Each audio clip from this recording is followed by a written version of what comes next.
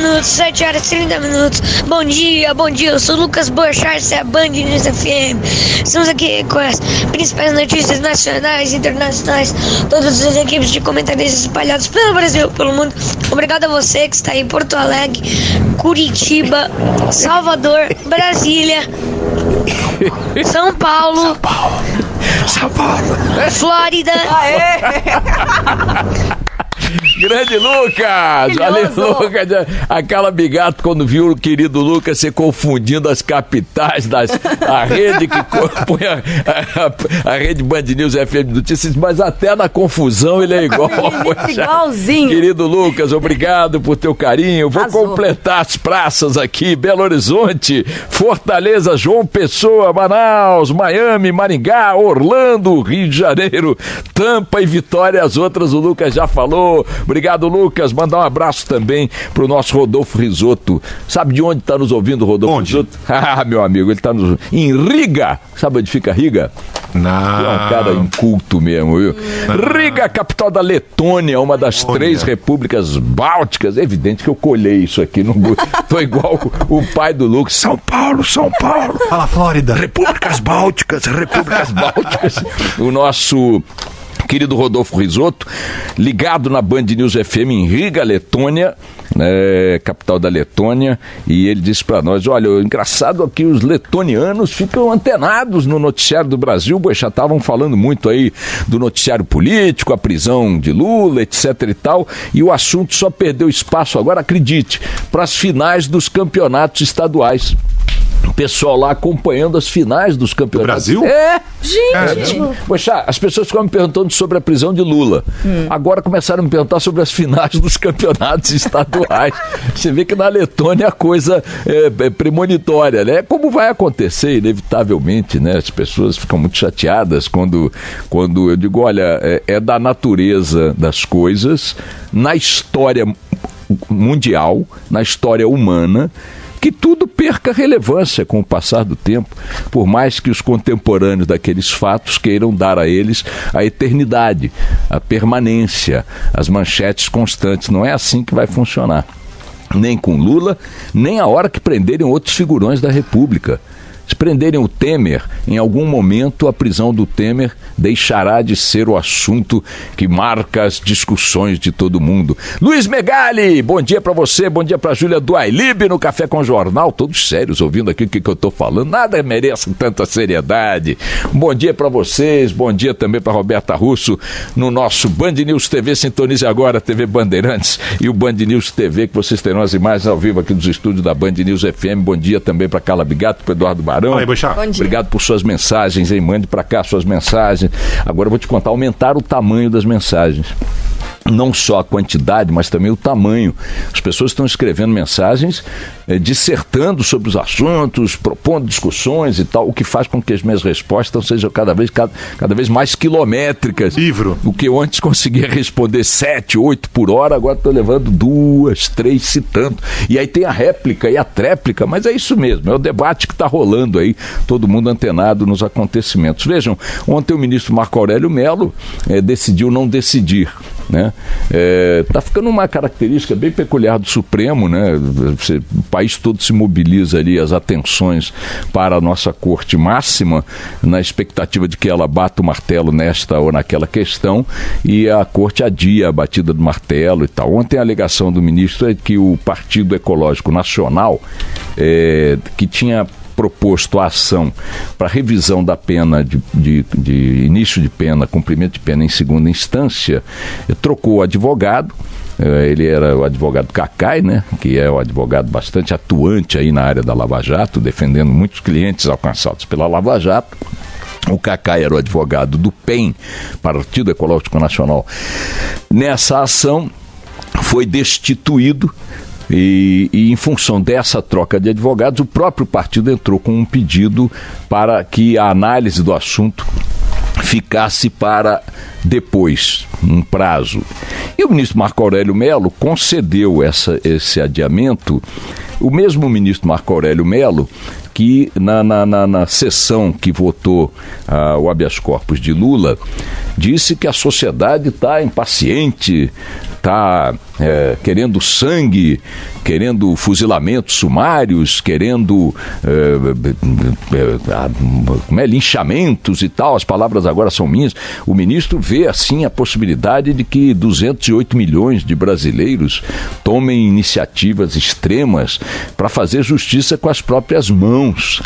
Isso é um excesso monumental do ministro, embarcando nessa linha de raciocínio que é muito ao gosto dos extremos do debate, né?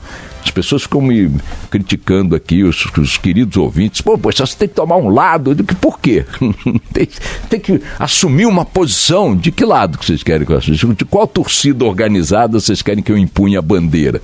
E o ministro embarcou nesse discurso, nesse voto dele contrário ao habeas corpus, favorável ao habeas corpus do Lula naquela sessão. Não tinha me dado conta. Ouvi hoje na Jovem Pan a reprodução desse áudio.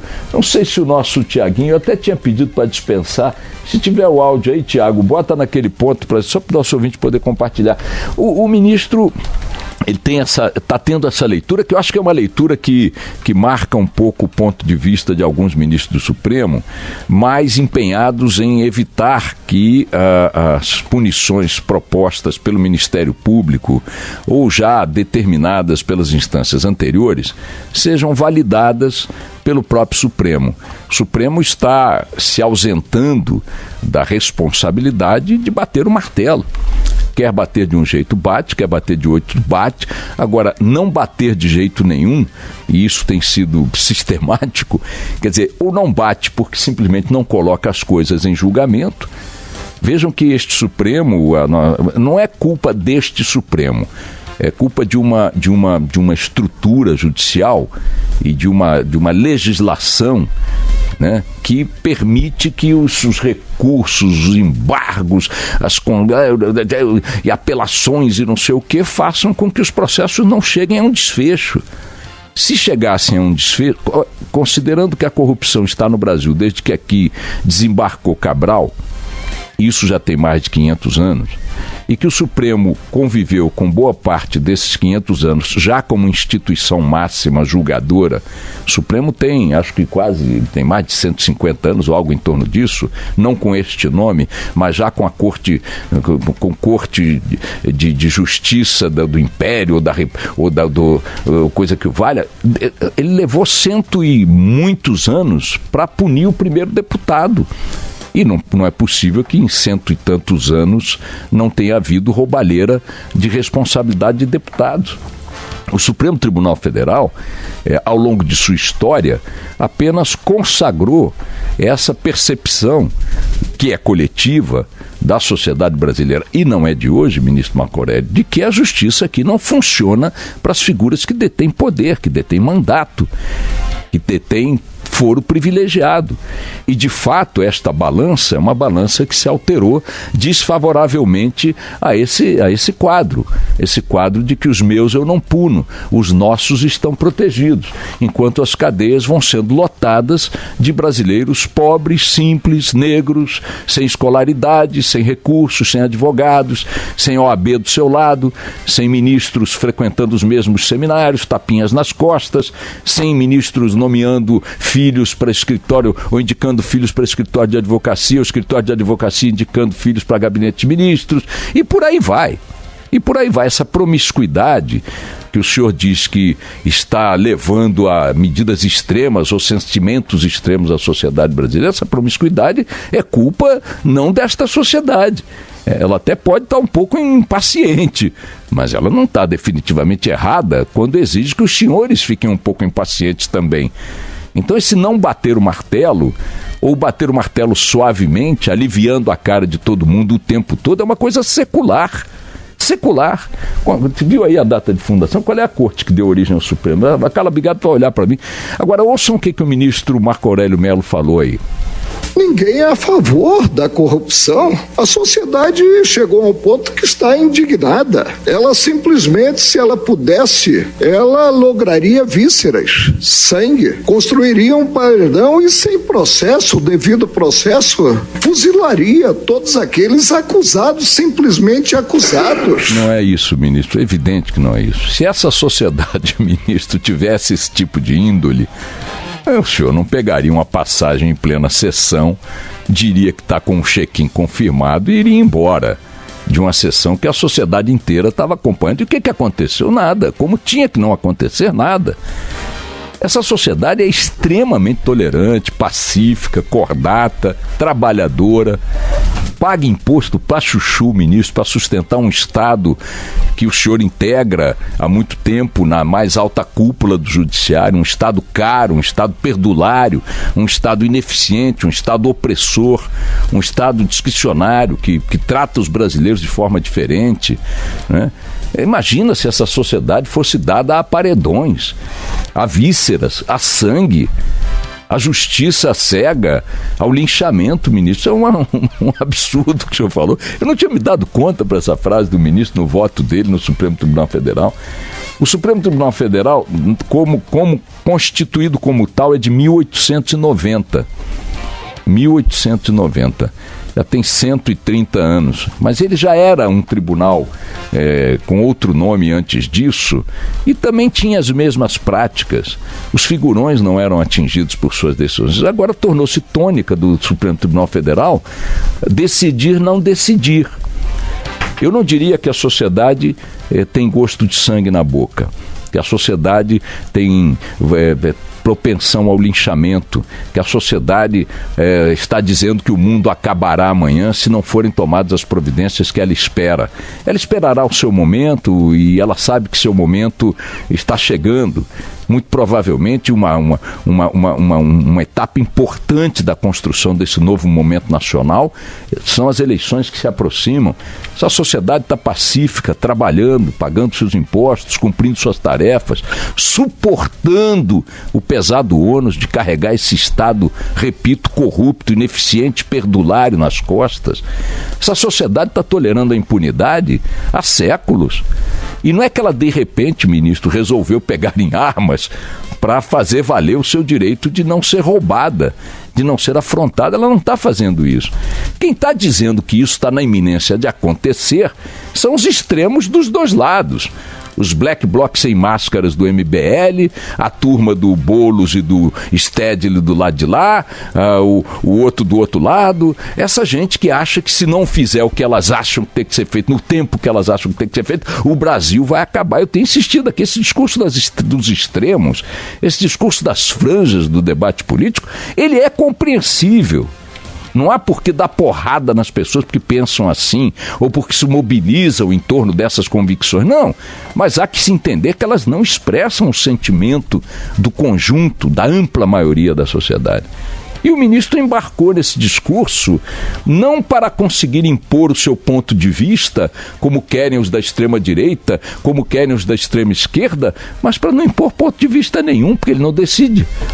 Não decidiu. Ontem, mais uma vez, tínhamos ali a expectativa de que alguma coisa fosse ser feita pela instância a quem compete fazer. E o que ela fez? Adiou.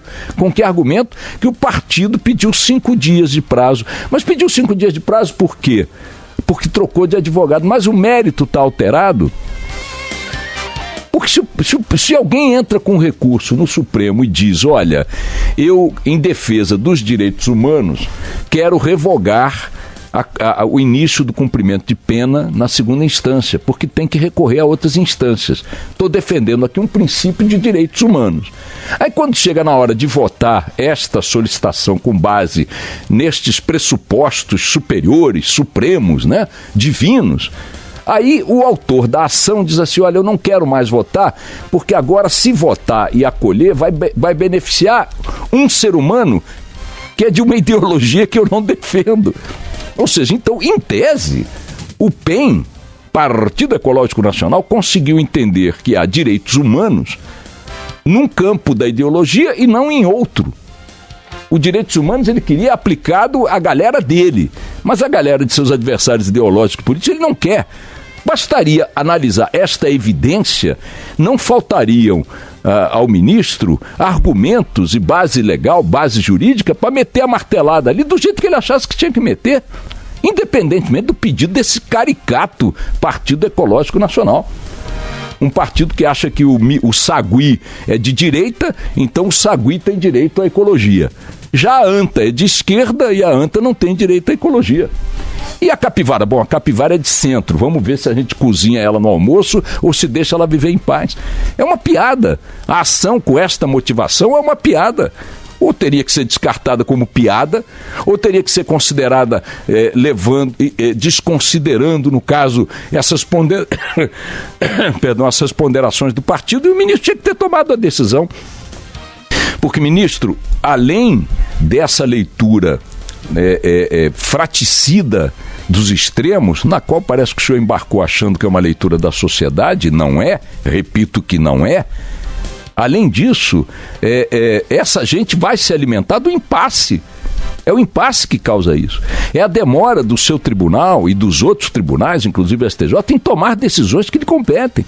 Quando você olha para o Lula preso, merecidamente, porque o processo dele percorreu todo o trâmite que tinha que percorrer, com julgamento, com defesa, com arguição, com recurso, com protelação, com o diabo a quatro. Condenou na primeira instância, confirmou na segunda instância, 2 habeas corpus negados, então não tem discussão do ponto de vista da legalidade da prisão, não tem discussão, está preso. E mais, quem acha que Lula é santo está ignorando o que aconteceu no seu governo. É evidente que aconteceu um monte de crime debaixo do sovaco dele. É impossível que ele não soubesse. Se não o triplex, o resto. Mas vamos lá, já que Lula está preso, que se compreenda que isto de fato atende a uma expectativa de uma boa parte da sociedade de ver políticos importantes na cadeia, mas faltam os outros. Faltam os outros.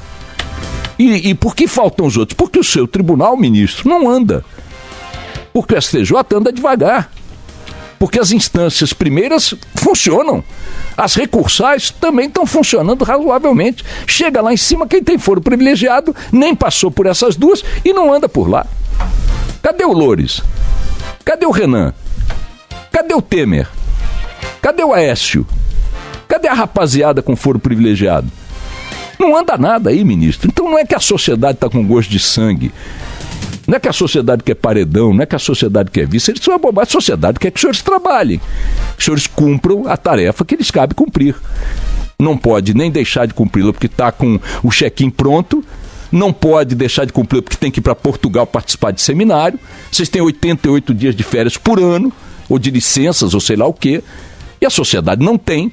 E a sociedade quer que vocês façam o que tem que fazer. Em decidindo, esteja certo, ministro, seja lá qual for sua decisão, os extremos embarcarão nesse discurso de pega, capa, etc. Mas a sociedade vai conviver com esse fato e tirar suas conclusões. Tirar suas conclusões, posicionar-se nos momentos em que tiver que se posicionar. Não receie o discurso dos extremos. Eles não sensibilizam o brasileiro na sua quase totalidade. Nem os extremos da direita, nem os da esquerda. Mas o senhor tem o dever de não embarcar na ideia deles de que se não fizer algo de uma maneira ou outra, o país entrará em convulsão. Não entrará, mas faça. Aliás, o senhor e os seus colegas, haja saco para aguentar essa lenga-lenga. Vamos lá.